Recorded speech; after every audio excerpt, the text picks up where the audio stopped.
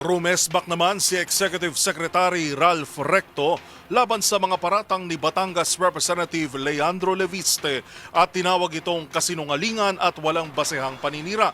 Sa isang pahayag, sinabi ni Recto na una pa lang nilang nagkita ay inalok umano siya ni Leviste ng 400 milyong piso para suhulan ang kalaban nito sa politika na agad niyang tinanggihan.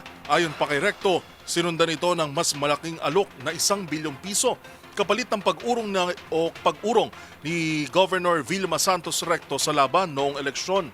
Iginit ni Recto na hindi siya kailanman pumayag sa anumang irregularidad at tinawag na nakaka-insulto ang mga nasabing alok.